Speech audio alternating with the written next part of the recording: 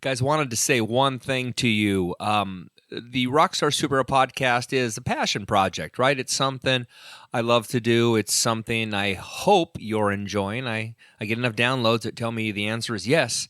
And so what I want to ask of you is a simple favor. Do me a favor, go on to iTunes and review the show. Give me a 5-star rating.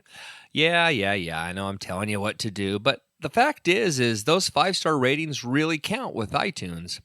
Gives the show a chance to be seen and heard by a lot of people who wouldn't normally hear it, simply because the way iTunes, the way Apple has it set up, is if you get a number of 5-star ratings, the show gets pushed up in the rankings, and then all of a sudden it's featured on the side. Hey, have you heard about this podcast?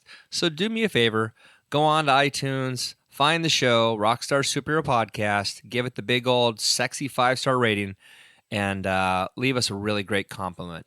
And you know what? If you hate the show, hey, still give me a 5-star rating and then write down below, you guys suck. Okay? It's cool. Really. You guys suck. Works. Just the 5 stars. That's what I care about. Anyway, man, thank you guys so much for sponsoring, sticking with the show. It's been great. And we're going to keep driving forward. We got a lot of really cool guests coming in the near future. So, yeah, man. Thanks for sticking it out, and hope you love the show today, because I had a great time. Thanks now. Hey guys, welcome back to the Rockstar Superhero Podcast. This week on the show, Rockstar Superhero Podcast 26. We feature Sam Fishman, the drummer from Madison Rising, great rock band out of New Jersey. Sam came to me through another friend who had been on the podcast last year, Sean Flaharty, and man, had an absolute blast with this guy. Madison Rising is a really unique band. They're known widely as the United States' most patriotic rock band, which has led to some divisiveness out there in the world. You know, a lot of people don't like that, their patriotism. And you know what? They're wrong.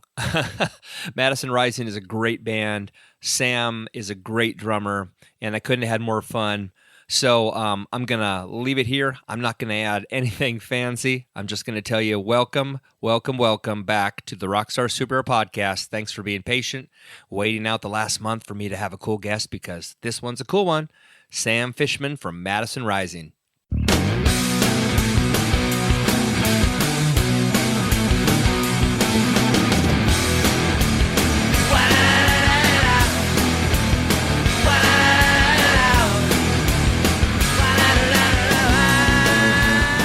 So welcome to the Rockstar Superhero Podcast, man. This is awesome.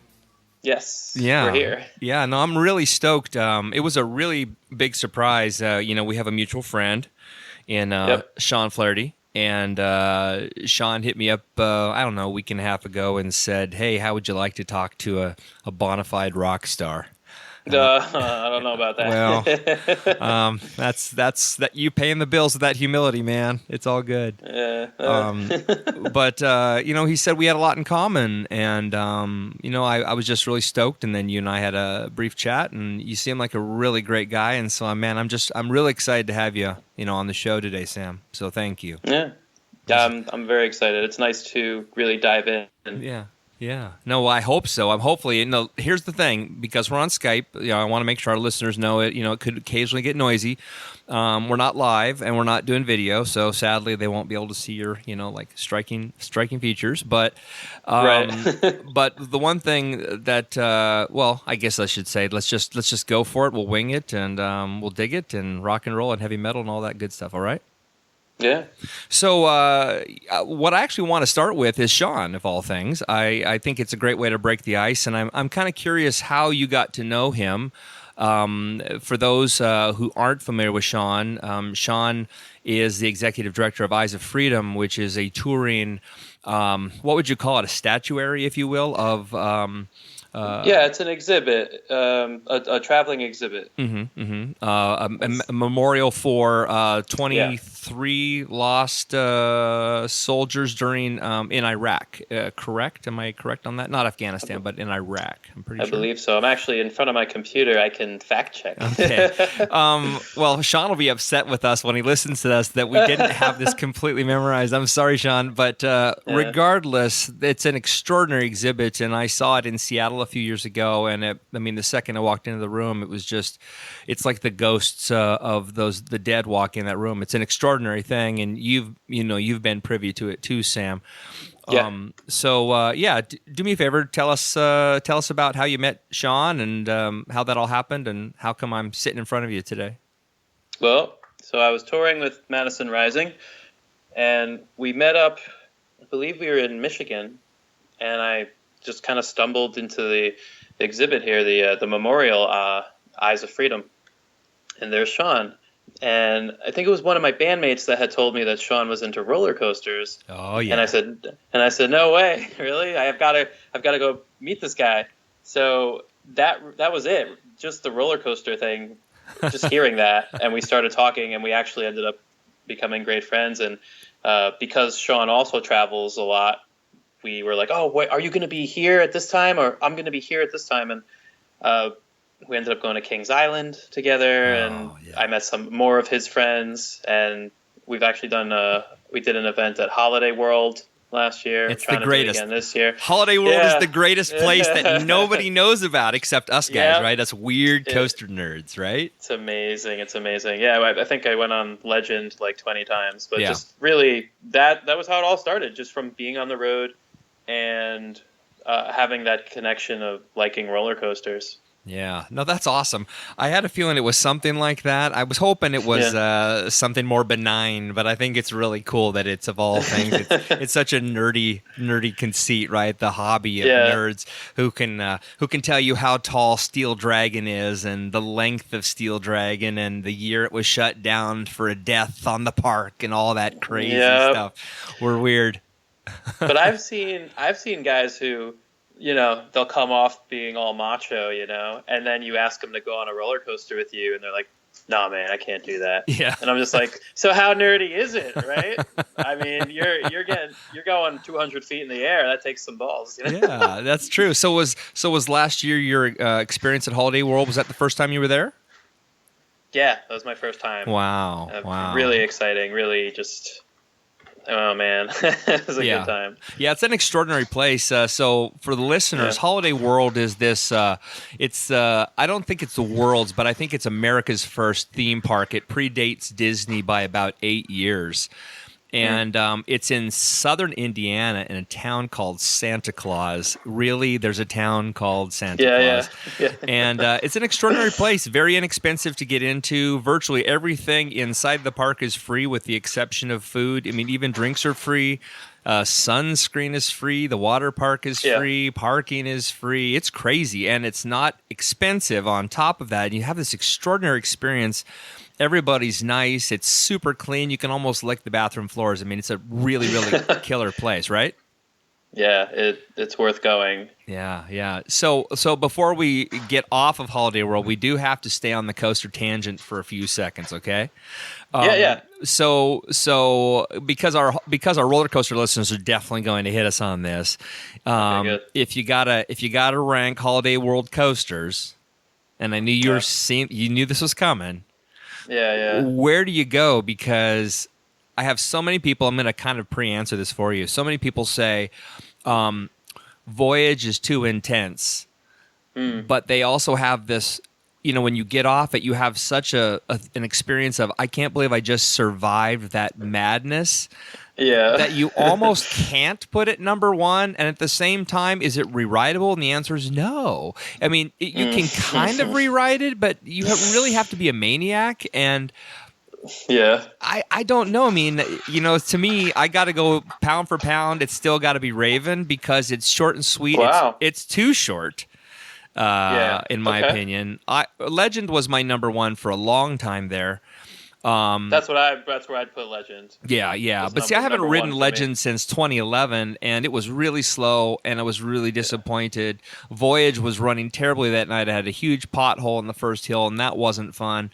except in the front seat, which was extraordinary. But you know, the rarity of getting in the front seat was tough, as you know, because there's so many people there. And so my last experience, you know, I moved Raven up because it was just so much better than the other two. And truthfully, I haven't been there since 2011, so I haven't ridden the new launch coaster, and I have no idea what the park is like now. But what's your thoughts? Ooh, okay. So yeah, Legend for sure is number one for me. Cool. Just really, I just like the way it flows. So nice twists and turns that, you know, will surprise you even on like the 10th ride. Yeah. I would put Voyage second. I would put Raven third, and then the newest one, I think it's the Thunderbird. Is it? I think so.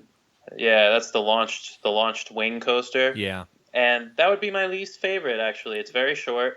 The launch is the best part. Yeah. I'm not drawn. I mean, I have no desire to race back to Holiday World because they added the launch coaster. One, it's in the middle of nowhere. It takes forever to get there. Yeah, you got to walk way back. Yeah. Yeah. I mean, driving to the park from anywhere and then walking way back in the park. You know. But I mean, yeah. I really want to go back this year, and I'm thinking of hitting Holiday Nights. You know, Hollywood Nights. Yeah. But part of me wants to go to Hershey. I've never been to Hershey, and and look at your eyes. Look at that. Yeah. And so I'm thinking, like, if I gotta go bump into all my coaster friends, I'd rather do it in a place I've never been, and they can give me a hard time. Especially, I want to ride Sky Rush because I hear it's awesome and terrible all at the same time. Yes, yeah, that's the best way to describe it. Yeah, just those leg restraints, man. They're your quads will be hurting you a little bit, but it's intense. Yeah. It's really good. Yeah, it just that pull over the top looks just absolutely terrifying, and so I gotta try it. So Madison Rising. So anybody who's actually listening to this for any reason, you know, for any real reason, right? Finding you on the web, searching you, is here because of Madison Rising, and you're the drummer, and I am, and you've been there since Ground Zero, right? Yeah, I'm actually the last remaining original member. I was the first official member of the band. Okay. Which didn't even have the name Madison Rising at the time. Okay. That was a name that we came up with while we were recording our first album. Oh, okay. I thought you were going to tell me it was like Hamilton Rising, and then, you know, you guys got sued by, you know, the makers of the Broadway show or something like that. But we had a couple different names. Madison Rising, just at 2 a.m. It was me and a former guitar player, and we were just bouncing ideas back and forth, and we were like, Madison Fire, because Madison, you know, there's a Madison Street almost everywhere, Madison Square Garden, all that stuff, and then we just settled on Madison Rising. We sat with it for a few days, and it really worked. Yeah, no, I like it. It's funny, though, when I first heard about you guys, the first thing my brain said is oh, they're from Madison, Wisconsin. I mean, I really... We've had a lot of people say that, actually. Yeah, I mean, it's the right where I went to. Area. It's like calling yourself, you know, Philadelphia Rising. I mean, how many Philadelphias are there? You know, right? But, so if you don't mind, you know, I mean, I look. The reality of all this, Sam, is I could go on to Wikipedia. I get it. You know, we could quote Wikipedia, and probably most of it's true, right? But yeah. You know, with the exception of, I don't know, the gunk and junk that's negative and all that other crap that, you know, exists. No matter what, the bigger you are, the more crap you're going to have thrown at you, right?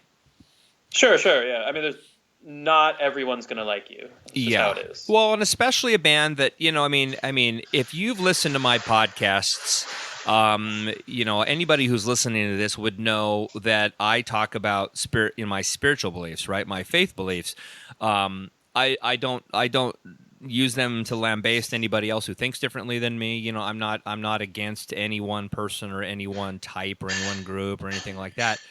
Right. But I've found that the stereotype of being quote unquote a Christian, or the stereotype of being a conservative, or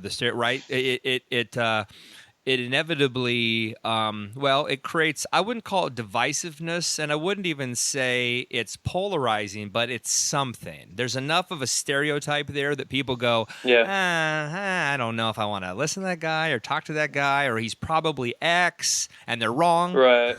Right? I'm the swearingest Christian you'll ever meet. You know what I mean? People are like, well, then you're a hypocrite. And I'm like, fucking exactly. I'm a hypocrite.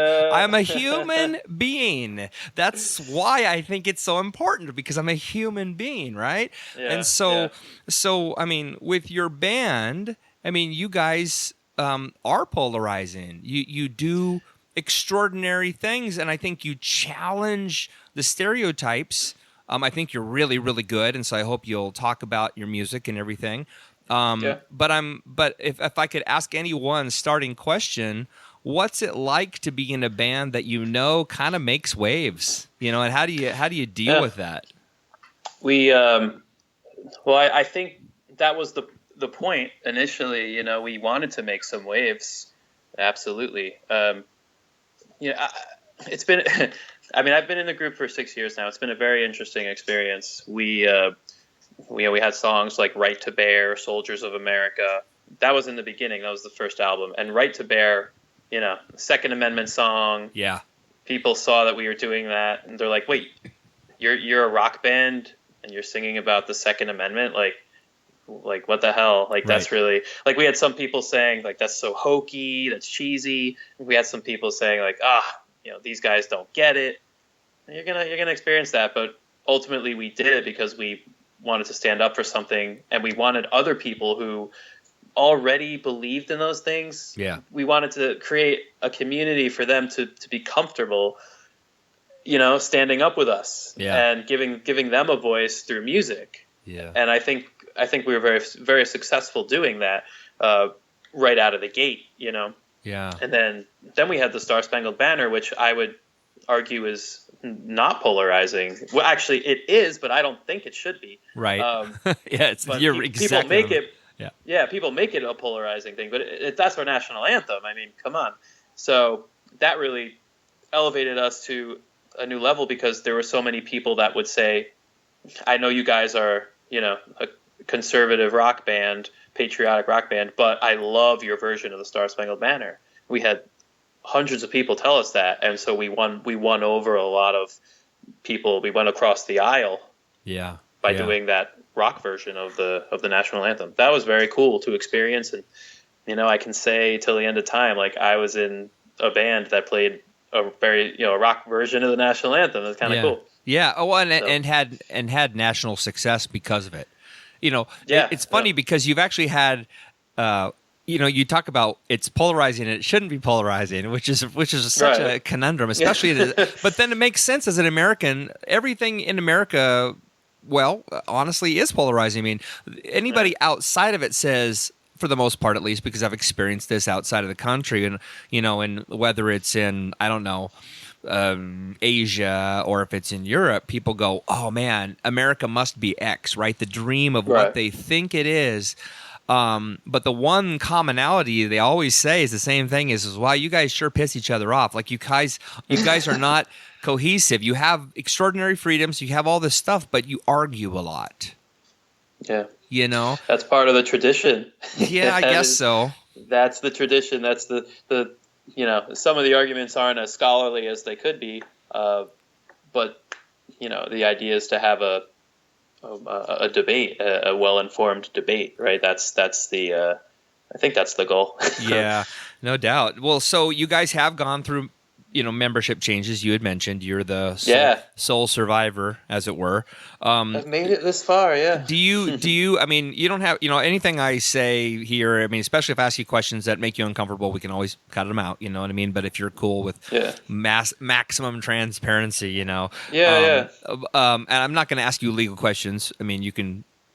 well, I guess I might ask you legal questions, in which case you can say, like, "Hey, Rob, we're going to take that." Then I'll just say, "I don't know." Yeah. But I'm curious, do you own the band since you're the last remaining member? I mean, is it your gig? Is it your... No, I do not own the band. Okay. I don't have any part in the ownership, but I can take pride in being one of the founding members. Yeah, So, yeah, because you guys were in a way kind of you were found, right? You were found and established. Is that correct? yeah, it's a very interesting, and this happens a lot actually. This is something, the Sex Pistols were a band that was put together. Yeah, every producers. boy band like Backstreet Boys, 98 Degrees, all that, those were all bands that were formed. So Madison Rising was a rock band that was formed by finding musicians who also believed in the message, and our boss said, "Okay, guys, this is the vision. Right. Can we realize this vision?" And we've gone through a lot of lineup changes here, because you've got to have the right people. Yeah. That is number one in any successful business. Very hard to find the right people. Yeah. So no, that makes sense. So you guys are baby metal. You basically have a production team behind you that puts you together, and then you write your own material. Yeah. Our latest album, actually, our guitar player put that album together. It's awesome. And wrote about 90% of it, and he just said, "Okay, guys, here are the demos. Like, here we go." So that's our newest release. Very heavy on our guitarist's influence, and it's definitely the strongest thing that we've put out so far. But I think we're still trying to find our sound. Yeah. What does that mean? We're not quite. It means we're not quite sure what we want to be in terms of genre.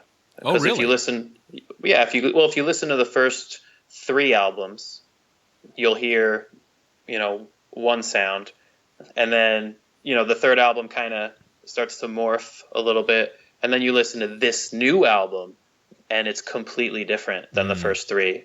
So, I think we're still searching, and that's what most bands are doing. Mastodon. Are you a fan of Mastodon? Oh yeah, exactly. They're going to be on Jimmy Kimmel tonight, actually. Oh, really? Yeah. Check it out later.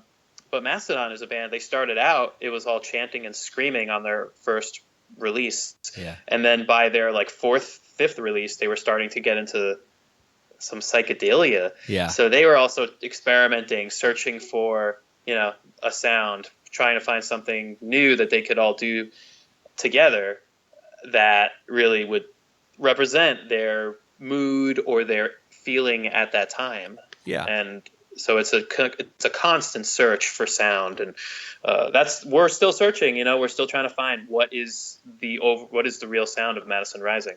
Yeah, no, it's funny that you say that. I love how you say it because it's so true. Every band, any band, I think worth its salt. They're players, they're artists, they're writers.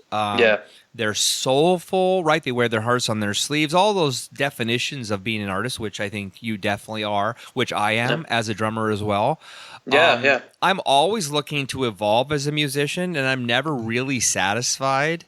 Right. At the same token, as a fan and as a listener, nothing drives me more nuts than when a band like Radiohead goes from OK Computer, right? Yeah. Right, to Kid A, and then you go, what happened to my Radiohead? They just went off the rails, right? Yeah. Well, there's something to be said about that. There's a time to do it, and you want to bring the fans with you, right? Right. That's the hardest thing to do, because you also want to expand, and you want to take on some new fans and be like, hey, here's us. So bringing them with you, that is the toughest thing to do, I think. Yeah. Have you found that you've had success with that so far? If you're playing out your tours, are you finding that your audience continues to grow, or is it flatlined, or where's that at? Oof, that's a tricky one. It's hard to say. I couldn't give you an accurate answer on that. I could tell you that when we, because we switched singers. Right. I do know this. And that was that's a tough one, man. That's a really tough big one. Yeah, that it's not like switching a drummer or a guitar player or a bass player. Yeah. When you switch the singer, and Iron Maiden, they switched a whole bunch of singers, and it happens. Yeah. But that transition, it definitely, some people were like, see ya. Oh yeah. And then but then we had some new people come in, We're opening up for Super Bob, which Okay. is a kind of like a raucous rap rock band. Super Bowl. That's going to be April 15th. That's really that's going to be a fun show. But that's yeah. So it's tough to answer that. I think like I said, I think we're still trying to find our sound. Yeah. Yeah. And the new sound, because it's so different, I think people are still sort of on the fence about it. But that's just me saying that. Well, I mean, I've listened to, once I had a chance to discover you more, right? I mean, I sat down and listened to it because I like to personally come to these podcasts as clueless as I can be, because it forces me to listen to you, right? We can actually have a conversation rather than me having this sort of barrage of questions, Well, you're asking good questions, though. I'm enjoying it so far. Oh, good. Good. All of a sudden I lost my train of thought. Sorry. But no. But the music, I sat down and I listened to some of the music. I mean, I certainly didn't listen to it all, right? I listened to a few of the early tracks. I listened to a few of the later tracks. And it has evolved. I don't know how I could describe it, because the last thing I want to do is pigeonhole you guys and make you guys sound like, okay, well, originally you sounded like Creed and now you sound like Nickelback, because those are both BS comparisons. I get why people say those things, and yet that's not true at all. You sound like you, actually, the amalgamation of you four, right? And it's far different today than it was 5 years ago. But you can still hear the seeds in there, and I don't know how that's possible, because I didn't know until today that you were the last remaining member. I knew you were one of the originals, but I thought actually the only members that had gone out was singers, that you had just gone through a plethora of singers. No, we've actually we had only, this is our second singer so far. Okay. Rio is our newest member. We've actually gone through the most guitar players. Oh. So there's some trivia for you. Which position did Madison Rising cycle through the most? And it's guitar players. Right. I think we went through about 16 guitar players. Right. So there's your Spinal Tap quote, right? Like, there's the little green globule over in front of the Marshall stack. Yeah. That's great. Yeah. So your singer, your first singer, kind of left in some bad juju, really, in a way, right? Yeah, just that's what it is. Ultimately, the long and short of it is, it was time to move on. Yeah, I get it. Things had been building up for a little while, and that's the best way to put it. It just wasn't working anymore. Yeah. So, well, look, let me go straight to a touring question. What does Madison Rising have coming up in the summertime? What are you doing this year? Because you guys are getting ready to go out and do the summer tours, right? The summer jams, the festivals, etc. Yeah, it's definitely going to pick up a little bit here. Like I said, and I've got my calendar in front of me here. We've got Super Bob. We're going to be opening up for them on April 14th and 15th. Okay. We go down into May. Where's that? Oh yeah. So I'll just plug the 15th, because that's going to be at a great venue, and it's called the Dog House. Okay. And it's in Waynesboro, Pennsylvania. Okay. That's April 15th. And then we go into May, and we're going to be on the 27th. We're playing at Fleet Week. Okay. Nice. So that'll be really good. Is it in San Diego? No, this is going to be in New York. New York, nice. Staten Island, I believe. Nice, yeah. That's an amazing experience. You're going to love that. If you haven't done it, have you done it before? I think we did it last year, and they wanted to have us back at I'm not sure exactly where. I think they're going to move us to a different spot or something. But so that's going to be good. We have May 6th. We're going to be at the Alchemy, which is a new club in Rhode Island. Nice. So we'll be there. The Rusty Nail, May 17th. Sweet. Oh, you know about that? Yeah. Okay, so we'll be at the Rusty Nail, May 17th, Ardmore, PA. Delaware on June 11th for let me see what this is here. It's a Marines Memorial March. Wow. So we're still very much involved with, the military community. That's something that's always been a part of our identity. I'm just scrolling down here. Oh, here's another one. We have this is tentative. Hold on. Great Couple audio. Of tentatives up here. Yeah. Best interview ever. I know, right? I'm sorry. No, it's fine. I got you off on a tangent. Like behind the scenes here. This is how it is. Like I don't even know what day it is sometimes. We have we're going to be in Texas. Looks like November. Nice. So that's going to be really great. So do you guys do work with nonprofits, Sam? Do you do that kind of stuff? Because I mean, yeah. I'm an ex-military guy. Okay, I served almost 8 years in the Navy, and a lot of people go, "Oh, well, the Navy's not the service." Yeah, it is. Trust me. Thank you. Oh yeah, absolutely. And I'm proud to have done it. I really, I mean, there's times when I certainly wasn't happy in the service, but I'm glad to have done it. I look back at it with passion and I don't know, pride, I guess. But I'm kind of curious. Well, sorry, hang on. I'm gonna have to edit this part out. Hang on, just a second. Pulled this cord out over here. It's kind of important to. Well, I mean, I can still hear me, so I think everything is fine. Okay. That's bizarre. Sorry about that. Sorry, listeners. Guess what? I'm going to leave it in now. I'm just going to leave it in. They're just going to have to deal with it. And then I'm going to have to remember where I was in my thought process. Well, I guess I'll just ask this is do you do a lot of work with the military? I mean, are you actively involved still? Because to me, I wasn't sure when, sort of doing this sort of discovery process on you guys, I couldn't tell if the patriotic side of your band was more business model, and not to say that it wasn't real. That's not what I mean at all. But more business model, as in this is our niche, than it was this is our passion.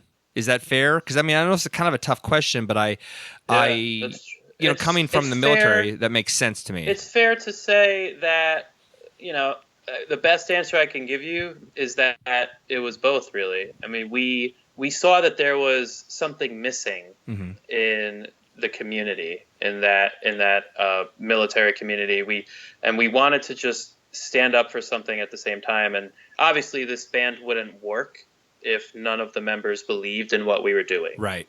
So because we're very common sense kind of guys, and I think, conservative. I have to be careful here, but no, you don't actually. You don't have to be concerned. Well, I mean, obviously, maybe the label says you have to be, careful, but you don't have to be careful. It was both because, again, in order for us to, continue doing this outreach and to continue to play for nonprofits, et cetera, we can't just do it for free. Right, I understand that. Yeah. So in order to keep it going, we all have lives, we all have bills to pay. So it was a great way to marry the two together and to say, okay, we can stand up and do something that we are passionate about, but we can also make money doing it, which is, if you're aware of how the world works, you've got to make money. You've got to make money. Yeah. So I don't feel bad saying that at all. And we've inspired so many people because we've done Madison Rising. Yeah. And so you can't take that away. Yeah. It's been so positive for I think everybody involved. Yeah. No, that's awesome, man. And I agree with you 1,000%, man. I mean, I couldn't exaggerate how much I agree with you. It's amazing how people, especially in nonprofit space. I mean, I get it. It's nonprofit, but what people don't seem to understand is a whole bunch of people are paid in the nonprofit space. Well, it's a very the word nonprofit is. It's more of a tax thing that has anything to do with how the businesses actually operate. They're still businesses, right? Yep. They just have an outgo that goes somewhere else that isn't in my pocket. Right? That's pretty much what it is. But people still have to get paid. So do you see, do you feel like you guys are getting close to whatever your sound is supposed to be? I mean, you talk about you're still seeking, right? Still finding. Yeah, I think we're still seeking it because, like I said, this newest album was 90% of it was written and produced, controlled by our guitar player. So that's one person pretty much doing 90% of an album. It's going to sound like that person, how they want it to sound. Yeah. So I think now at the time we were like, okay, you know, we need to get something new. We need to figure this out. And our guitar players stepped up and said, hey, I can do this. So we kind of rolled with it. But that's why I say we're still searching for that sound, because we want it to be a sound that really is, you know, of everybody. The entire band kind of coming together and laying their stamp down. So everybody says like, oh yeah, like that, you know, that's my bass part in there that I really wanted in there, and I'm glad we got it in there. It sounds great. Or, you know, that's my drum part. You know, I really wanted that, or et cetera, et cetera. So it's a real touchy thing. You know, it's very. But ultimately, the best bands, I feel, are the ones that just have that creative flow. Yeah. And are open to suggestions, and the Beatles, man. That's what they, you know, all day it was like, hey, let's try this. Oh, yeah, let's try that. Oh, I got something better. Let's try that. Let's try that. I mean, that was their attitude in the studio. Yeah. So we'll get there. We're still young. We're only 6 years. Yeah. know? And you're physically young too. I mean, you're not, you know, I mean, I'm 50 years old. You're not 50, you know. No, I'm not 50. Yeah. You're a lot younger than me, man. Trust me. I think my son is your age. Well, when it comes to that, do you feel that you guys have, I mean, now you know, you've recorded this last album and you continue to work, probably continue to write. Do you feel like it's getting close? I mean, it's got that cohesiveness that you're looking for? I think whatever we put out next is going to be, I think, closer. The thing. I think so. Again, it's tough to say. Like, the first 3 albums, they were what they were, and we had different band members. Yeah. So that's gonna, you know, it's gonna sound very different. I think that we got to keep doing it. We got to keep putting new stuff out there. The more content you have, the better. And I think we'll start to get there. You know, I know for me, I'm always more of a like raw, bluesy, like visceral rock and roll where, you know, it's real drums, you know, real vocals are not overly auto-tuned, which happens a lot. Mm-hmm. You know, something that's just full of attitude and like you can just, you know, it's there. You can, it's raw. And the newest album is very polished, which some people like. You know, I've always been more of like a Stone Temple Pilots kind of guy. Yeah. I mean, one of the things I noticed, it's interesting that you say that. I wasn't thinking of the Pilots, but you know, the funny thing is you're right on the money. If you like STP, you'll probably love Madison Rising. I not that you guys sound like Clutch, because you don't. Okay, you don't. But Clutch has that raw blues rock sort of vibe, and there are little quirks in there that kind of reminded me of that a little bit of look, I'm not talking about influences, just things I heard that reminded me bits and pieces of the Deftones. Really? Wow. Yeah, I heard. Which album was that? It would have been I think the album before last. I heard something. I was like, wow, that's cool, man. That's cool to hear. Okay. Wow. I would have never. Does that make you smile or does that piss you off? No, I mean, Deftones, like Adrenaline. I love Deftones, man. Oh my God. Yeah. They just, and that's what you have to do. You have to distinguish yourself. You have to really give yourself a recognizable sound. Yeah.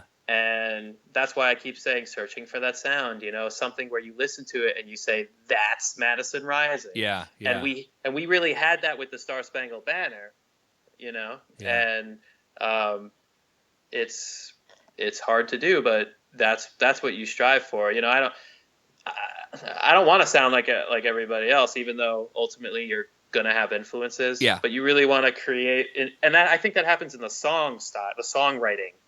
You know, right. If you hear, you know, even going out of the rock and roll world, if you listen to like Bruno Mars, you know it's Bruno Mars. Yeah, you can't help it.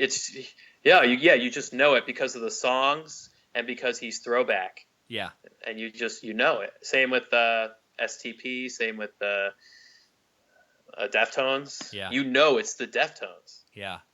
You don't need a quirky instrument to create a singular sound. There's just a Right. sound of those 4 guys, those 5 Yeah. guys, right? That just makes that. So I mean, I think that's coming together. There was a little bit of POD I saw in there, felt in there too. Okay. Do you guys get I a like little? POD. You guys get a little like, hey, I mean, do you have people ask you about your faith?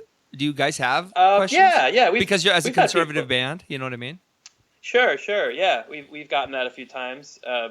And there's a mix. I'm the lone Jew in the band. No, I knew that. I knew that. Yeah. We've got I know AJ will wear a Jew. cross sometimes. Yeah. We're all I know that we're all spiritual. As for like practicing religion, Sure. It's funny, we actually don't talk about it too much, but everybody in the band knows that I'm Jewish. Obviously. Yeah. Well, well, the name Fishman, I'd say that's a giveaway. But But I went to private school for 8 years. Okay. I mean, I prayed every morning, Mhm. so that was something that I think was a very positive influence on my life growing up. Yeah, no, that's cool. Well, I mean, last thing I want to do is go off on a religious tangent, but I was just kind of curious how people sort of make assumptions, right? Because going back to that thing we started with, when people see the word America's most patriotic rock band or conservative band or Fox News friendly or NASCAR friendly, Right. they make a lot of really silly assumptions that aren't anywhere near right, Right. So one thing I have to ask, and it's gonna piss you off, but I have to ask. Go for it. So Go for it. What the heck happened? Where's all that negative backlash crap come from? Because I purposely didn't go online. I purposely didn't look it up. But what happened with the NASCAR thing that people started saying? I kind of want you to tell the story because I want to hear it from the band, if you don't mind sharing, because it's probably old hat to you, but a guy like me who's a new fan, I don't really know the story, and the stuff as an example on Craigslist is going to be really one-sided and not necessarily written for you from your perspective. It's from probably a dumbass outsider fan who doesn't know what he's talking about. It doesn't know what was like to experience it. So fill us all in. What happened? Well, I believe that Deadspin came out with the article, and it almost felt like it was planned because it came out immediately after we gave the performance. Right. It was, all I can say is we, as I don't know how many people know this, but we had to play to a track. Yeah. So tell the story. Start with, if you don't mind, tell the beginning. Like, where were you? Yeah. So we were I think it was Daytona, and we had to play to a track because it's just easier for them to just hit record. I mean hit play instead of having to get all the live sound equipment up and running. Right. So that was the terms, and of course, if we can play NASCAR, we're going to do that. We want to have that opportunity. When it was a shortened version, so it wasn't our full version of the Star Spangled Banner. We do a 4-minute version. Mm-hmm. We had to condense it to a minute and a half. Oh. So you're losing a lot of content, and you lose a lot of impact from that, and I think people just weren't expecting it. Yeah, was it say, can you see by the? Excuse me, by the dawn's early light and the land. You know what I mean? Was it? Did it just go straight to the end? I mean, did it skip an entire section? Well, there was no guitar. I don't think there was a guitar solo in that. It's fuzzy. I don't even. All I remember is it was a shortened version, and I remember that. It's fuzzy. You just want to forget it. Well, it was just so strange. It was I think ultimately people weren't expecting it. It's like if you say, okay, here's chocolate ice cream, and then you take a taste of it, and you're like, that was vanilla. What the hell, man? Why did you tell me it was chocolate? So people were expecting one thing, then they got this rock version, and they're like, what is that?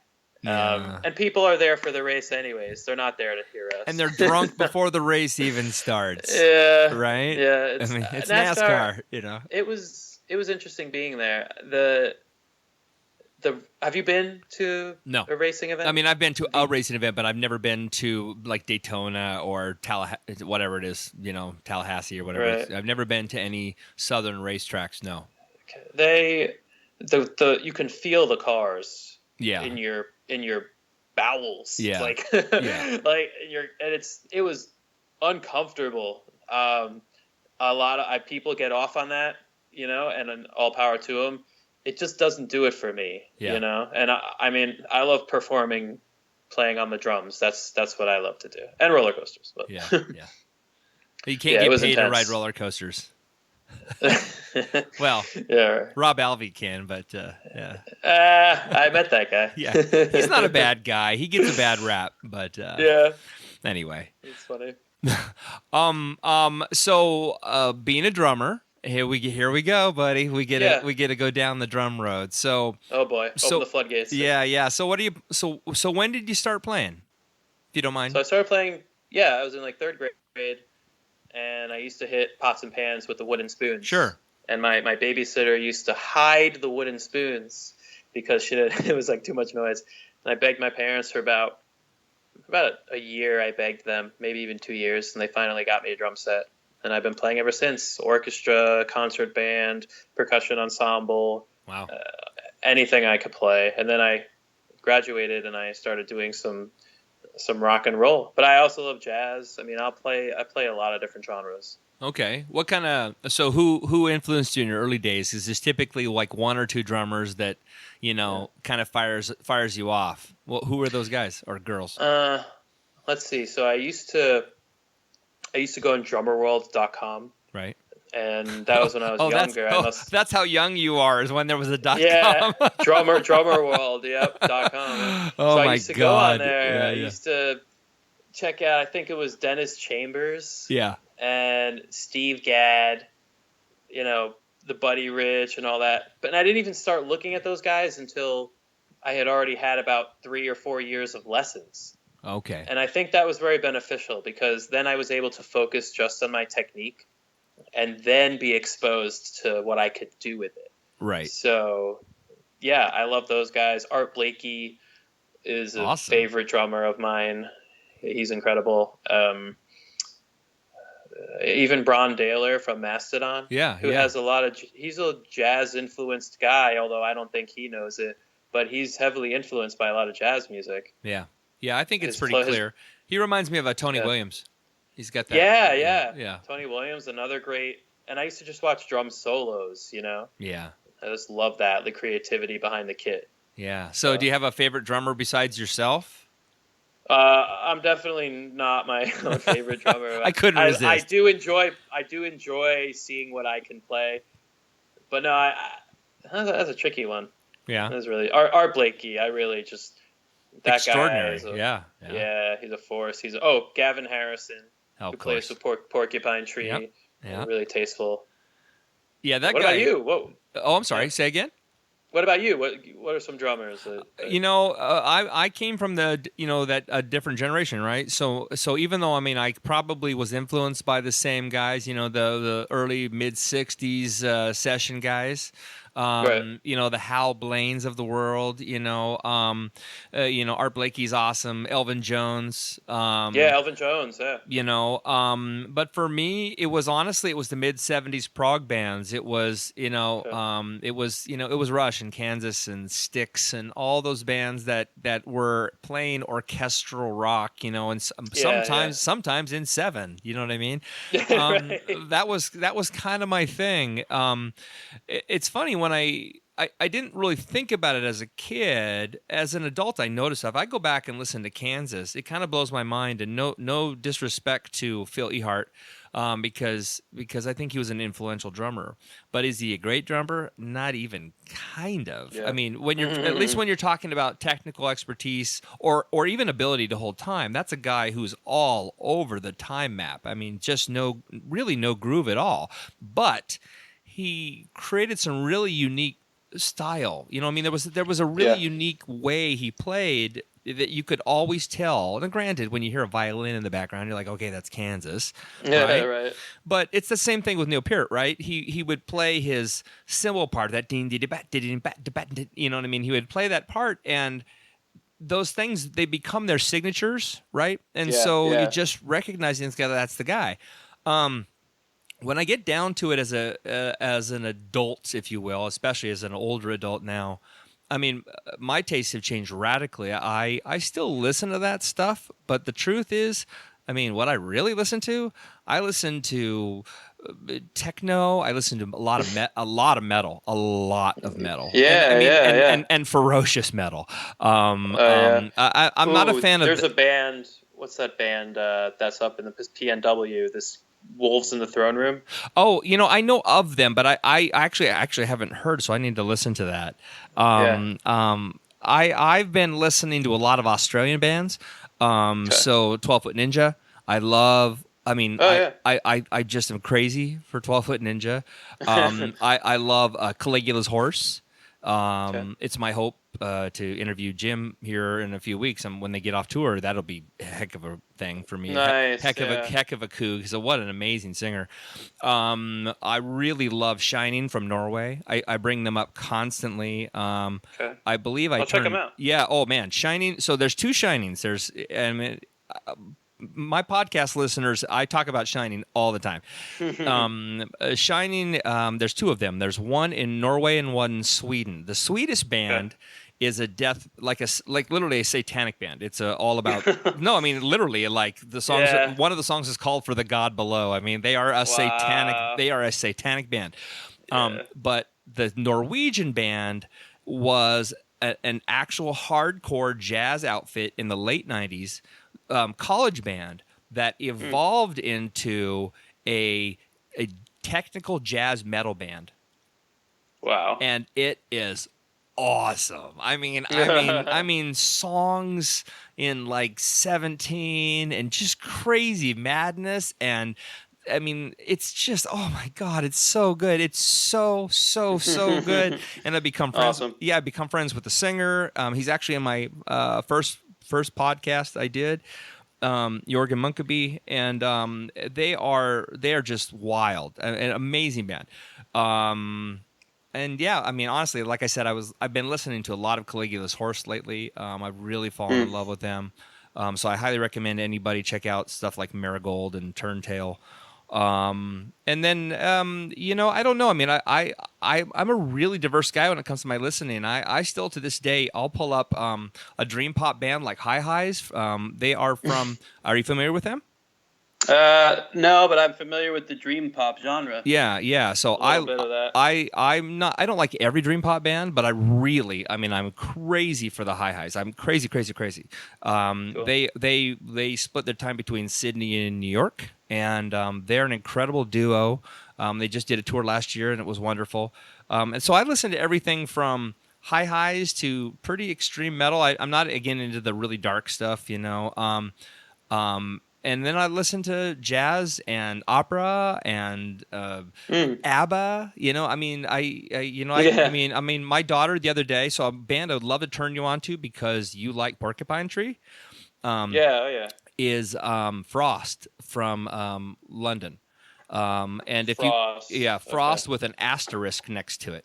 They are basically, you know who Level 42 is? No, I actually don't. So Level 42 came out with a song in the mid-'80s called Something About You. And it was a really big hit in 1985. And anyway, their guitar player was Frost's bass player was Frost's bass player is the brother of the bass player in Level 42, and he was in Level 42 as the guitar player. Anyway, Jem Godfrey is the songwriter, and he's this incredible guy. I mean, incredible songwriter, lyricist, creator, and is actually a producer in London. Has done a whole bunch of big top 40 hits in London. Done stuff for like So You Think You're Talented. Those types of TV shows. Right. It's like Britain's Got Talent, that kind of stuff. Okay. Okay. Atomic yeah. Kitten and whatever. He's written songs as a producer for these bands, these girl bands, if you will. And anyway, he has this progressive jazz combo that it's just a progressive, funky, jazzy rock. It's awesome. It's like Nice. Steely Dan does prog rock. It's really, really different, and I love it. So the last album is called Falling Satellites. Highly recommended. It's incredible. You can go on to YouTube. You can listen to the whole album there for free. And I highly recommend you buy it if you like it, because they are great. And then the offshoots of those bands. So the drummer actually plays with Steven Wilson from Porcupine Tree. Oh, nice. Which is what made me think of it, right? Yeah. And the guitar player plays in a whole bunch of bands, but he has a new band called Lonely Robot. And they are awesome. So I highly recommend you check those out. And again, for anybody who hasn't heard 12-Foot Ninja, if you like your gent metal funk with a taste of sarcasm, that's a killer band. They're an incredible band. So tell us a secret about Sam Fishman. I don't know how much time you have, Sam, but I would love to. I got some time. I would love for you to share a little bit of insight into you. If you don't mind, give a little taste into what it's like to be Sam Fishman and man. Yeah, I mean, you don't have to expose, like your severe fascination with model airplane building or something like that. But right. You grew up in New Jersey, correct? Yeah. So why don't you? So did you grow up in let me ask you this: did you grow up in a musical family? Yeah. Well, my dad was a musician. He's a pianist, composer. He's actually working on a new project right now, which I will not disclose yet. Okay. But he definitely was, very supportive. And my mom doesn't play an instrument, but she loves music. But I was very lucky. I was very fortunate that my parents were supportive of me taking on the drums. Yeah. That's not something everybody wants to get behind because it's loud. So yeah. But yeah, so I got all of my musical talent from my dad. That's cool. My brother plays saxophone. My sister sings. So yeah, it's been in the family for sure. And I could not understand a life without it. Every day I need to listen to something or play the drums. Yeah. Are you the youngest? Are you the oldest, the middle? No, I'm the oldest. Yeah. Okay. My brother's a year younger, and my sister is 10 years younger than me. Wow. Yeah. So you're telling me your parents are my age? Yeah. Oh yeah. Oh God, I'm so old. I turned 30 recently, and I'm starting to feel old, but I guess it's all relative, right? Yeah. I mean, 30 was a terrible year for me. It was one of the worst. Yeah, I went through divorce. It was really terrible. Yeah. But I will tell you that my 30s were awesome. I mean, I was healthy. Good. I was still really young, but old enough to do something. You know what I mean? It was that whole, Life people take you seriously. 30. Yeah, people take you seriously. You stop being a kid. Yeah. They stop saying young man, and they just say, "Sir, could you help me?" Right. You just got a little bit more chin hair, and you'll be golden. So. Yeah. No, I used to have the beard going, but I shaved it. Nice. So, did you grow up, on the coast or where in New Jersey? Yeah, so Bergen County, so North Jersey. So that's like Pompton Lakes. Oh, I'm not far from there. Okay. I'm maybe like 30 minutes away from there. Yeah. So I'm close to New York City. Without traffic, I can be in the city in about 20 minutes. Wow. Okay, so you're between. So if I'm coming from northern Manhattan. I take the George Washington Bridge? Is that the bridge? Yeah. So take the GW Route 4 all the way down. Yeah. Okay. Wow. Before it turns into 208. Yeah. Nice. So yeah, I've only been there once to that circle, if you will, that area right where you're at. Right. Okay. And I went in the winter time of 2003, but it was gorgeous. God, I mean, like I had no idea. My mind, everything in me said New Jersey is just a turnpike. You know that it's just a freeway. The stereotype of far from it. I mean, and it's gorgeous. It's a bad rap. Yeah, it's really beautiful. Diners, great everywhere. Hiking trails. Yeah. No, that's awesome. So you grew up there. What were some of your influences as a kid? I mean, not musical, but like what were you really into outside of drums? Ooh, another good question. Well, basketball. Really? Huge basketball fan. I used to play all through middle school. I played in high school on the team. I played for 2 or 3 years. So I did all the basketball camps, like my local basketball camps. I used to be pretty good. I won a couple trophies from those basketball camps. I still have them. I took a lot of pride in that. I love it. So basketball is a huge influence on me for sure. I still watch all the NBA games. Nice. So do you? Great. I'm sorry, I didn't mean to interrupt you. We have a slight delay. The beauty of Skype is the 2.25 second delay. Right. Let's see. So did you stop playing basketball because of anything? I mean, was just music sort of took over, and became the only focus, if you will, or was it just you grew up and it's time to move on and that was a sport and now you're a grown up? Yeah. I feel like I'm kind of short too. So. Oh, okay. I'm 5'7", but that's short in basketball. Yeah. So.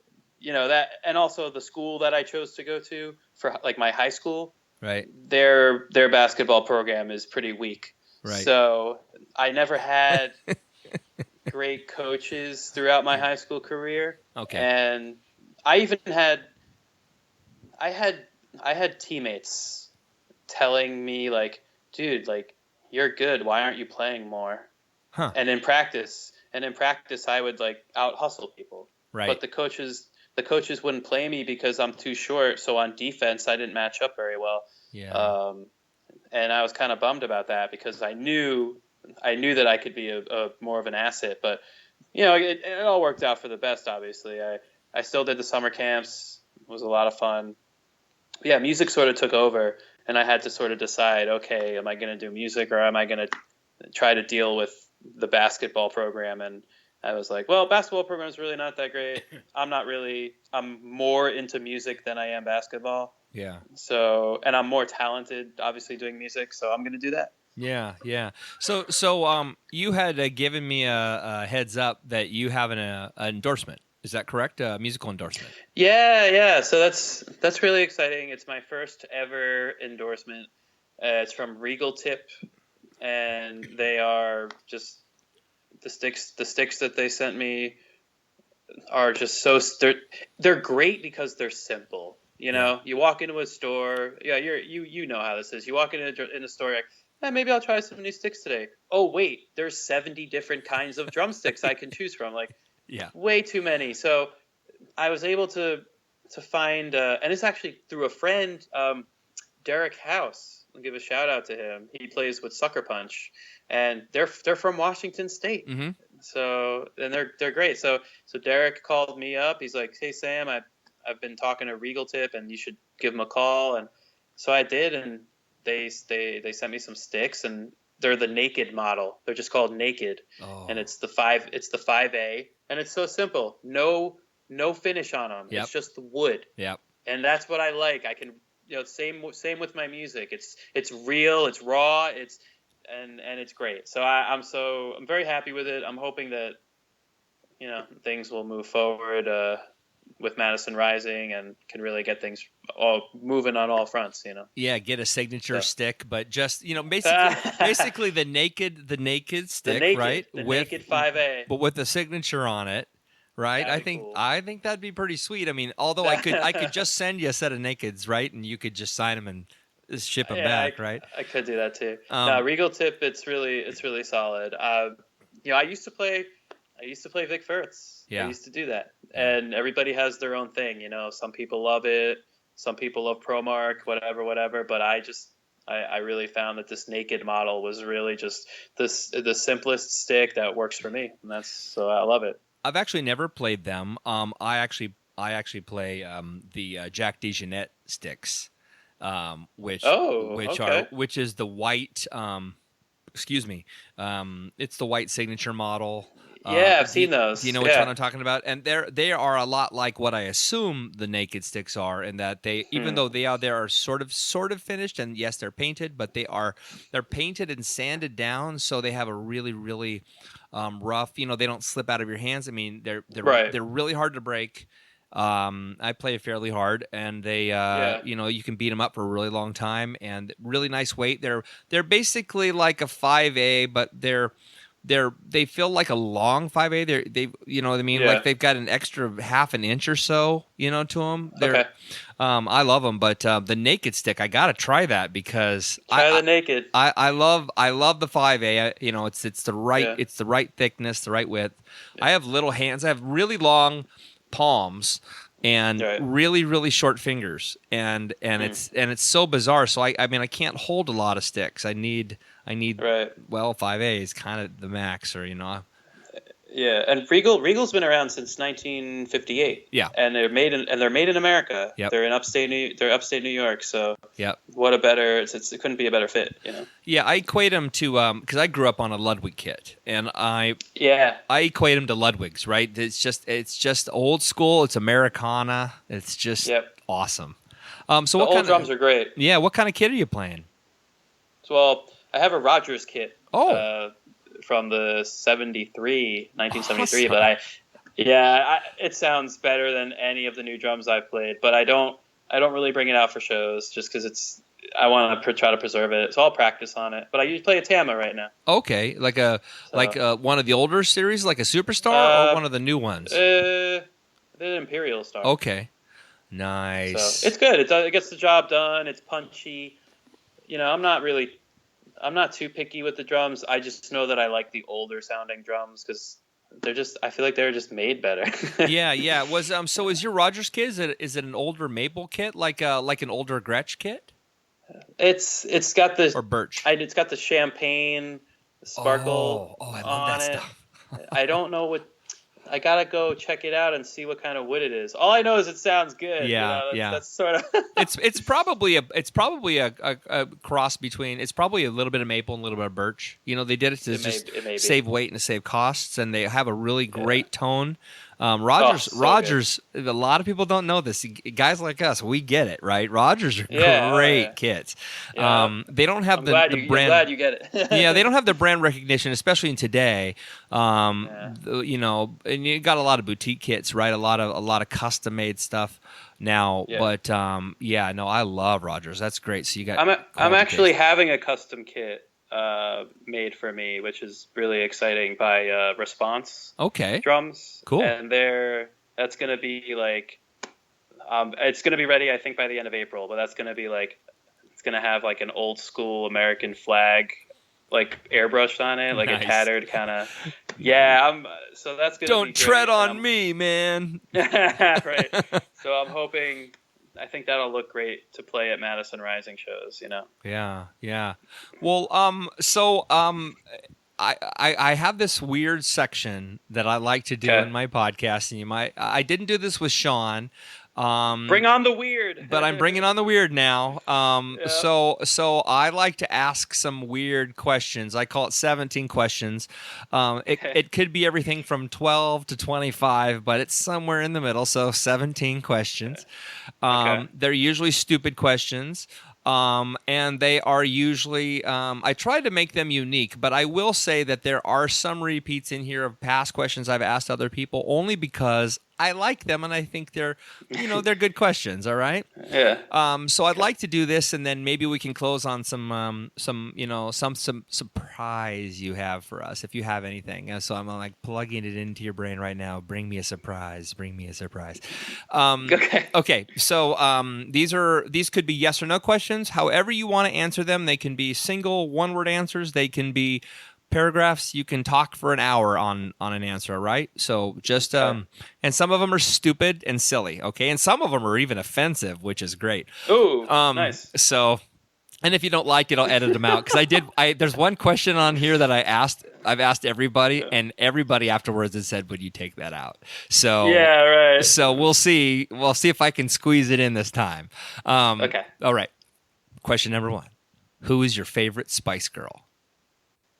Ooh, let's go with Sporty because that's the only one I can remember. She's cute. I'll give her that. Yeah. Israel or Palestine? Oh wow. Okay. Well, I have to say Israel because I'm Jewish, and that is my homeland right there. So yes, very true. I'm gonna get flack for that. I know. I was really, when I read that, I was like, I don't know if I should ask this. I mean, but that would be my answer to anybody. You know what I mean? Sure. Like sure. I wouldn't be like, oh, I can't answer that. Like no, like I've been to Israel. It's a beautiful country, and those are the home of the Jewish people. You know. So, yeah. Israel. Yeah. No, that's cool. Are you addicted to social media? My girlfriend says that I am. I've seen people that are a lot worse than I am.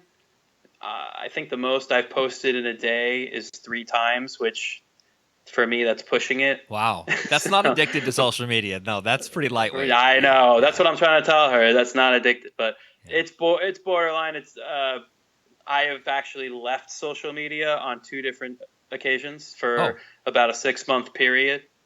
So, I have but I'm on it now.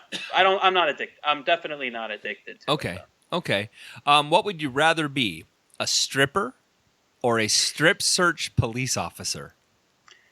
I would rather be a strip search police officer. That's so hot. I would not be a stripper. So you're down with cavity searches, is what you're telling me? Well, if I had to choose between the two, I'd prefer that over getting up on stage and strutting my stuff. Okay, that's fair. All right. What's your favorite roller coaster? Oh man, favorite roller coaster. Steel. What's your favorite steel? What's your favorite wood? Yeah. Let's do it that way. Okay. Oh, favorite steel roller coaster. It's got to be. Actually, wait. I can combine it. I can combine the two because you've got the RMCs now. Oh, see, I haven't ridden any RMC yet. Oh, they're so good. I hear. They're my favorite. They're my favorite kind. I went on Lightning Rod at Dollywood. Oh, shut up. I already know it's awesome. Everybody says it's awesome. They say it's over too fast because it's so fast. But I totally want to ride it. It's got to be up there. It's amazing. Oh man. So that's your combining, right? But so that counts as both. I got to have your old school answers too. What's your favorite steel and what's your favorite wood? Favorite wooden coaster. I'm gonna throw the Beast. Wow. Yeah, just because it's such a joyride. Right. It's like you're just going the terrain that you go through. It's fantastic. It's just a beautiful, beautiful ride. So I like riders like how do I say it? I'll sacrifice intensity for enjoyment. Right. You know what I mean? You like the experience. The experience of the Beast. You're out there. All you can hear is the train on the tracks. That's it, and the wind, and it's great. So Beast for wooden. For steel,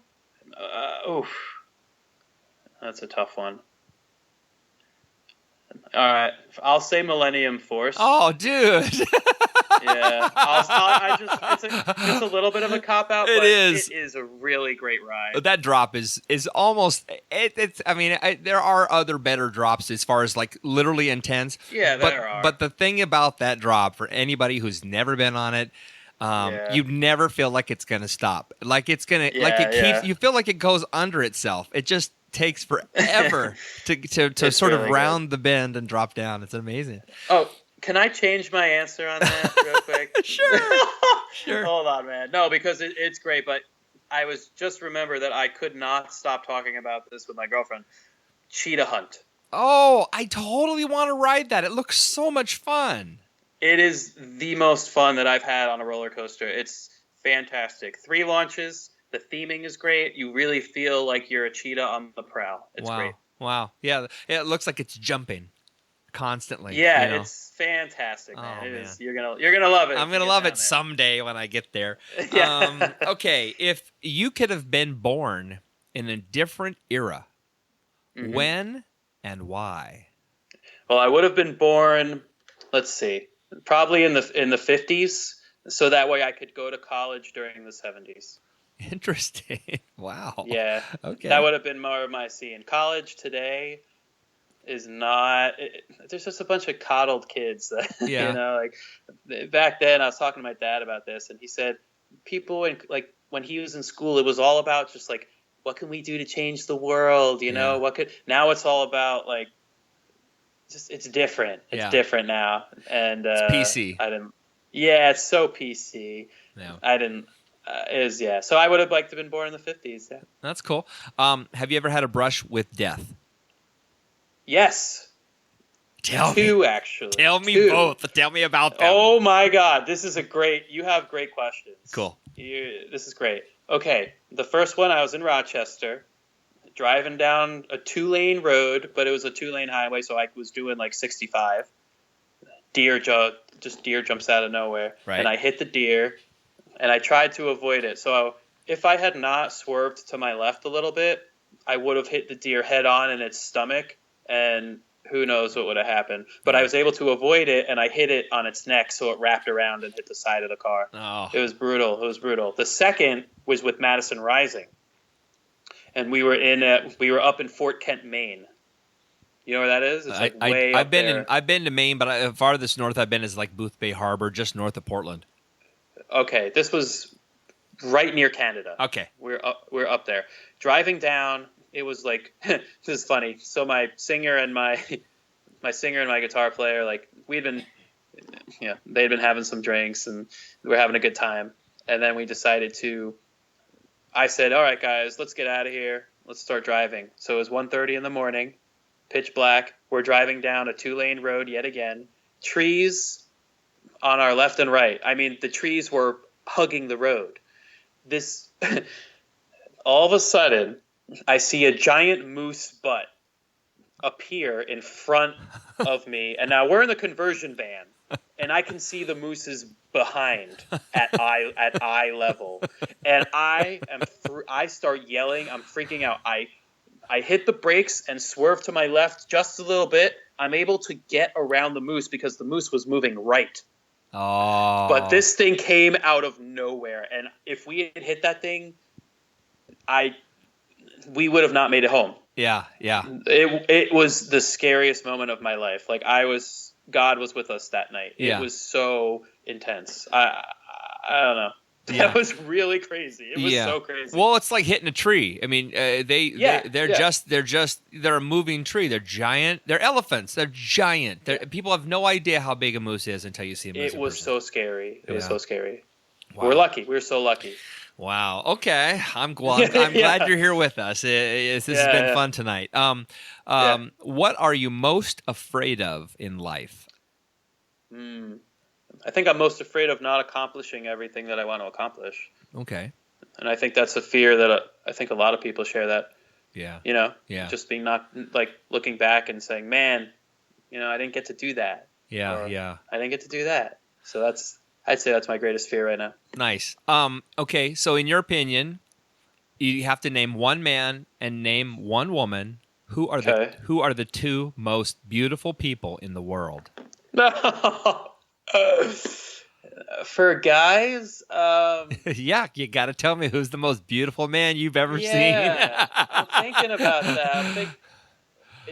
Now, your question, beautiful can mean so many Oh, things, no, right? it's your definition. It's your definition. It doesn't have to be physically. It doesn't have to be, Right, this isn't right. this isn't like a question about sexuality. This is just literally just who's Right. beautiful and why. You don't even have to tell me why, but who's the two most beautiful people? Oh, this is hard, man. So, I mean, I've always looked up to my dad. So I guess he would have to be my choice. But then that leaves out so many other beautiful people in my life, Sure. So this is a tough question. So I'll put that asterisk on there, Okay. Does he get both? then, Are you giving him both categories or just the man? No. Okay. No, just a minute. And then my, and I've got to say, my girlfriend, is definitely there. I mean, that's why I'm with her. Yeah. But there's, obviously there's a lot of other beautiful people out there that I've come across, and that's a tough question. Yeah. It's a really difficult question. So that's the best answer I can give you. Yeah, no, that's fine. I asked this question to Diego Tejeda with Haken, and and he couldn't answer it. He just was like, it's really he got tough. super uncomfortable and just kind of stared around it. And I was like, I try to give answers. Yeah, I like to give answers. Yeah, good. If you could read minds, whose would you read and why? Ooh, oh man. Oh man, there's some people that I'm thinking like, oh, it'd be really cool to read their mind, but then I'm realizing, no, I would not want to read their mind. So these are such dangerous questions. Yeah. Ooh, I wonder.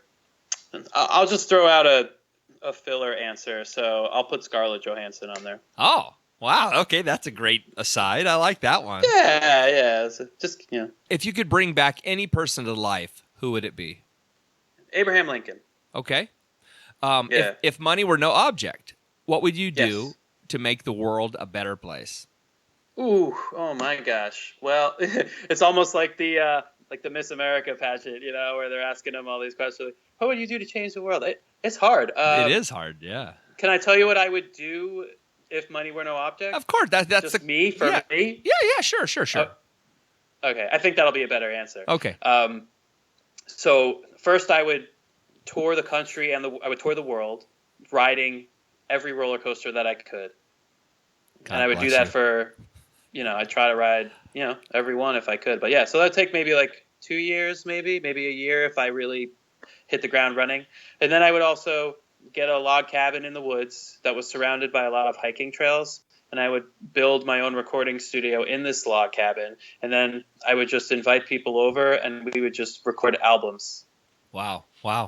That's awesome. Yep. I love that. I know what I that. want to do. Now I just got to make the money. You got to make the money, and then I'm coming over and I'm booking your studio time, and we're just gonna hang out. Yeah. Well, you don't even have to book it. You just it would be about making music with people that are creative and who want to make music. Yeah. So it would be more about because it used to be back in the day, getting into the recording studio was a privilege. Yes. That was like a big deal. It was like, these guys want to get us in the studio. You couldn't do that on your own, but now you can. Yeah. Now it's just anybody who wants to make music and record, you can do it. Yeah. So it totally changes. Like, it's no longer a privilege to get into the recording studio. Yeah, that's so true. And you can make a better sounding record today than you could in the early 70s on your computer.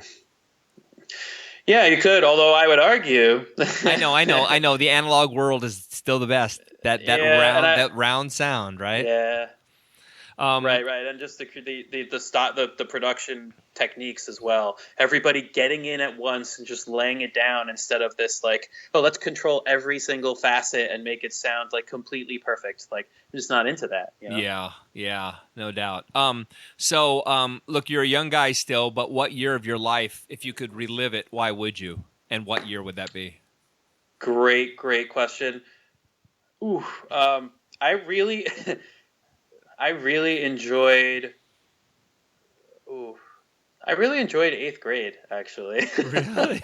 Why? Yeah, that was, if there were a year where you could say I was like kind of a class clown, mm-hmm. that was the year. Wow. So just so much fun. So what year did you graduate high school? Was that 2004? 2005, 2006? 2005. Yep. Okay. Yep. So you would have been, so that 2001, like September 11th, you were in 8th grade. Yeah. 2001 is when I graduated 8th grade. So Wow. crazy. Wow. Yeah, it was just a fun year. It was just fun. Wow. Yeah, no, I miss those times too. Those are my romantic memories. Okay, two more questions. Right. Two more questions here. Okay. What do you prefer, white, dark, or bittersweet chocolate? I'm gonna have to go with bittersweet. All right, and then last question: what do you suck at? What do I suck at? Good question. Um, oof. There's a couple of things. I'm really bad with like basic engineering stuff. Like open this, container, or like figure out how to put this together.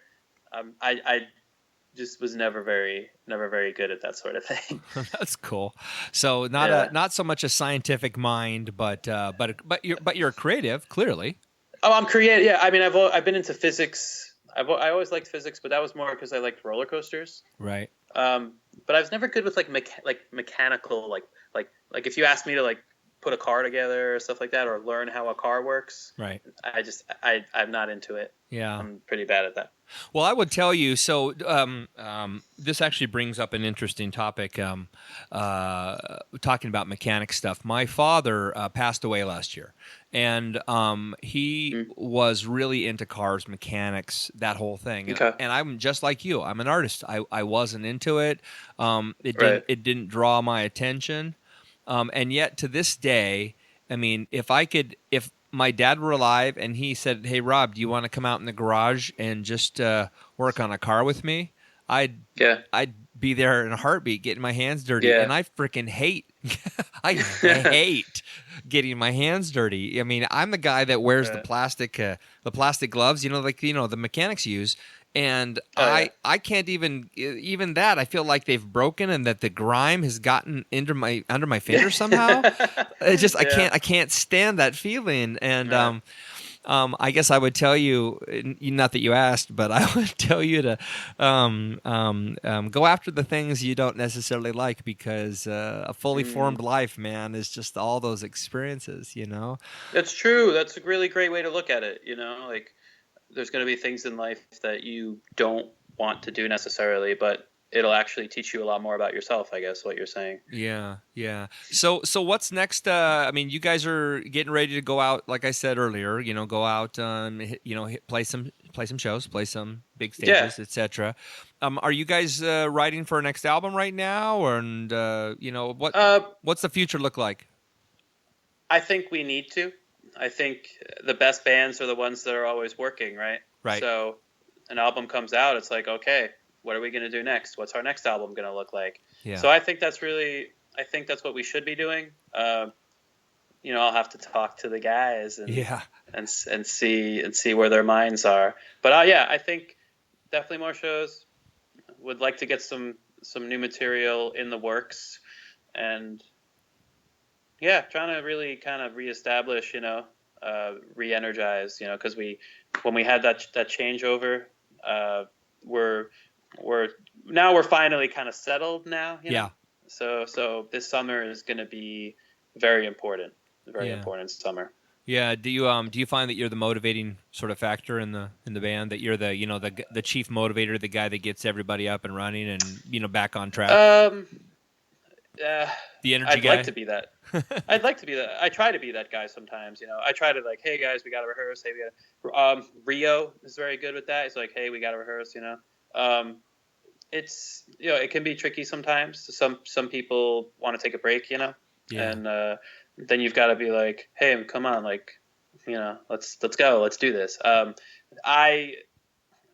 had a revelation over the past few weeks where I'm realizing that because I've been around the longest and I'm the last, remaining original member, I feel like I got to start like really owning this thing a little more. And I think we learn in life, there are times where you need to step up. And so I think now is one of those times. So I'm hoping we can really hit the ground running. And I definitely I enjoy being in that role, so I'm going to see if that works. See if it works this time. Yeah, no doubt. Do you have any website stuff you want to plug? Any Twitter pages, Facebook fan pages, stuff that you want your fans to, or new fans to, because people are going to be listening to this. Yeah. Well, we've got, MadisonRising.com, and we have a new website up now. So it's a little sleeker. It's like easy to navigate now. So MadisonRising.com, you can go there. I've got naturaldrummer.com. That's just my personal website. Nice. I like that. Yeah, I was happy that domain name was available. So, those two websites, I'd say. And then the Madison Rising Facebook is really where we have a lot of followers. We've got like 200,000 followers there. Yeah. So definitely check that out. Yeah. And I saw those that. Are the main. Yeah. I was like, wow, I hit it out of the park. I got a great guest. Do you? Can I get your merch? Your CDs on your site, or do I need to go? I mean, I know the answer to this, by the way. Or do I need to go to Amazon.com? How do I find Madison Rising merch? Right. You can go to our website. You can also go to Amazon. You can go on iTunes. Okay. You can find the album there, and you can also find our previous albums there too. And there's also a couple singles out there. I mean, we did the Marines hymn. So we've done. It has been quite the journey. Yeah. No, that's awesome. Well, so any final thoughts before I hang up here? Ooh, final thoughts. Anything I didn't ask you? I'd say just be the hardest thing in life is to really, really be true to yourself and to stand up for what you believe in. And it's so easy to say, but it's so hard to do. There are always going to be those who want to mold you. Yeah. And who want to change you and who are going to manipulate you. And the best way, and I'm learning through my experiences with this band and through everything, is that in order to combat those efforts, you have to really establish a true sense of self. And that's the best thing you could do. And whether you do that through reading, playing music, that's the most important thing you can do, because in turn that'll make the situation better. Yeah. Is if you're true to yourself. Because if you're not true to yourself and you don't represent yourself as best you can, it's going to change the whole dynamic, and then things aren't going to work out for the best. So hard to put into practice, but I like saying that a lot. It reinforces it. Yeah. Well, I can tell you're passionate about it. I know you believe it, and it's hard. It's hard to do. Yeah. No. Well, I mean, people hear this are definitely going to hear your truth, and I think that's really important. You've been a really great guest, Sam. Words from the wise Sam Fishman. You've been a great host. Well, thank you. I want to stay in touch with you. I'm hoping we can do some coaster riding together when you're not on tour. That would be fantastic. And if you come out here to the Pacific Northwest, which I'm sure you'll want to do someday, I will make sure that we get together. We have, introduce you to a ton of friends, get you on some of the greatest. Because here's the thing: are we a coaster mecca out here? The answer is nay. But I will tell you that one of the most incredible hidden gem coasters in the world lies just north in Vancouver, Canada, and it is guess what? It is a monster. Guess what? You've been on it. Yeah, I've been on that one. I was able to get there. Oh, you suck. It's an awesome coaster. I want to go back. No, we have to go back.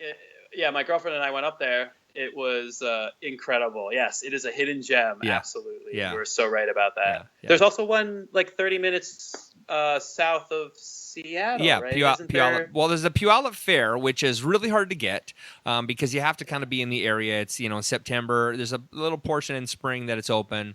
The Puyallup Fair actually gets as many visitors as Disney gets. Wow. In 2 weeks. That's cool. That's crazy. That's amazing. It's crazy. Millions and millions of people come to the Puyallup Fair in this very, very short period of time. But there's also a former Six Flags park south of Seattle, half an hour, which might be what you're thinking of. That's yeah. And that's it's just kind of middling. It's very family park, so it's very safe, and the coasters kind of suck.